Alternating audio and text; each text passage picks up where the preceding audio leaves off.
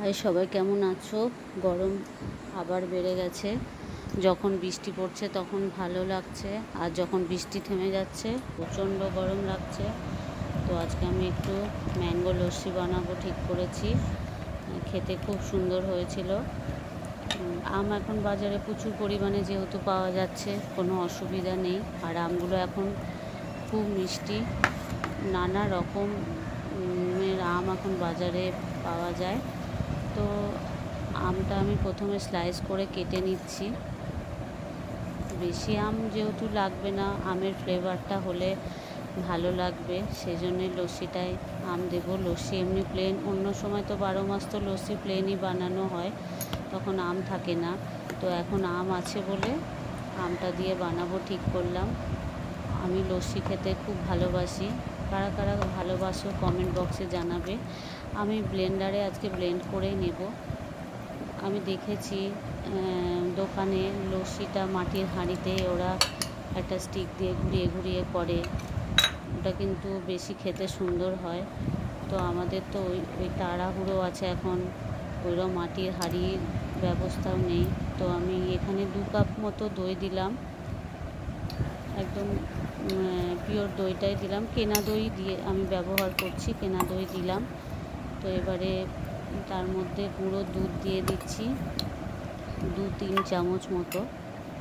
খেতে আরও বেশি টেস্টি হবে আর একটু মোটা মোটা হবে সেজন্যে। তো দোকানে কি দেয় আমি জানি না, আমি প্যাকেটের লস্যি খেয়েছি অনেকবার, দোকানেরও খেয়েছি, কিন্তু কি দেয় সেটা আমার জানা নেই। এবার আমের স্লাইসগুলো তুলে ওর মধ্যে দিয়ে দেব। আমি একটা আমেরই স্লাইস দিয়েছি, যেহেতু বেশি লস্যি বানাচ্ছি না, 2 কাপ মতো দই দিয়েছি।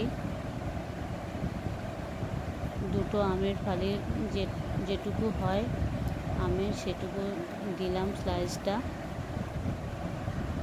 যদি কেউ দইয়ের পরিমাণ বাড়ায় তাহলে আরেকটা আম দিতে পারো, যেহেতু আটিটা ব্যবহার হচ্ছে না সেজন্য আরও একটা বা দুটো আম দিতে পারো। আমি এখানে চিনি ব্যবহার করছি না, বাতাসা ব্যবহার করছি।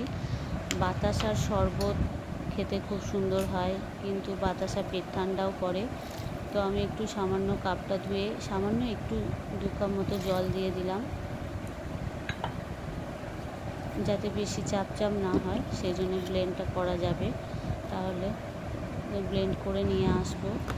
এদিকে কিছু ড্রাই ফ্রুট আমি কেটে নিচ্ছি ছোট ছোট পিস করে।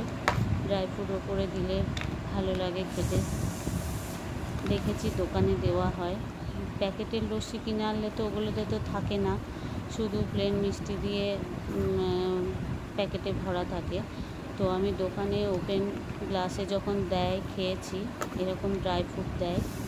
তো আমি সেই জন্যে ড্রাই ফ্রুটগুলো ছোটো ছোটো পিস করে কেটে নিচ্ছি, ওর উপরে গার্নিশিং করব বলে ছোটো ছোটো পিস করে কেটে নিচ্ছি।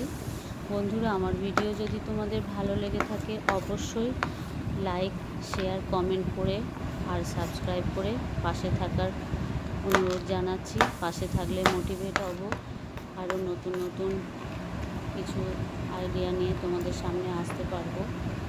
তো ড্রাই ফ্রুটগুলো আমি ছোটো ছোটো পিস করে কেটে নিয়েছি। এবারে একটু ডেকোরেশন করে নিচ্ছি হার্শিস স্প্রেড দিয়ে,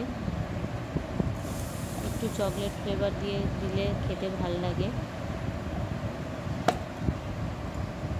ম্যাঙ্গো শেক যেটা হয় সেটাতেও কিন্তু এই ফ্লেভারগুলো দিলে ভালো লাগে। আমি আমার মতন একটু সাজিয়ে দিচ্ছি, অত ভালো হয়তো হবে না, কিন্তু দিচ্ছি, অত পাকাপোক্ত হাত নয়, যতটুকু পারছি সামান্য দেওয়ার চেষ্টা করছি। আমি লস্যি খেতে যেহেতু ভালোবাসি, সাজিয়ে গুছিয়ে দিতেও ভালো লাগে, সাজিয়ে গুছিয়ে কাউকে সার্ভ করতে খুবই ভালো লাগে। এটা ফেনা মতোই হয়েছে, ভালো হয়েছে, দেখতেও চাপ চাপ হয়েছে। আমার এটা 2 গ্লাস মতো হয়েছে। কেউ যদি বেশি করতে চাও তাহলে দইয়ের পরিমাণটাও বাড়িয়ে দিতে পারো, আর আমের পরিমাণটাও বাড়িয়ে দিতে পারো। এবার আমি একটু ডেকোরেশন করে নিচ্ছি, চকলেট ফ্লেভারটা দিয়েছি, তারপরে এর উপরে বাদাম মানে ওই ড্রাই ফ্রুটস যেগুলো কেটেছি সেগুলো একটু ছড়িয়ে দেব। একটু আইস দিয়ে দিচ্ছি যাতে লস্যিটা ঠান্ডা লাগে, বেশ সুন্দর লাগে খেতে। দইটা যেহেতু ঠান্ডাও আছে সেজন্য বরফটা বেশি দিলাম না। আর বর্ষা পড়েছে, বেশি বরফ খেলে এখন গলা খুসখুস হবে, সেই জন্যে বেশি বরফ দিলাম না। তো আমের স্লাইসগুলো কেটে নিয়েছি ছোট ছোট পিস করে, ওর ওপরে দিয়ে দিলাম ডেকোরেশন করে। দেখতেও যেমন সুন্দর লাগবে, খেতেও তেমনি সুন্দর লাগবে। আম এমন একটা জিনিস যাতেই দেওয়া যায় এত সুন্দর লাগে। কাঁচা আমও যেমন সুন্দর, পাকা আমও তেমনি। আম মনে হয় 12 মাস পাওয়া গেলেই ভালো হতো।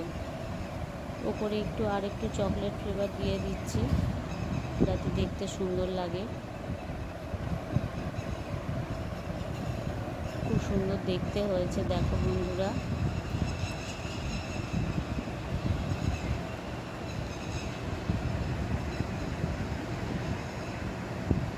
বাই বাই, তোমরা বানিয়ে খেও।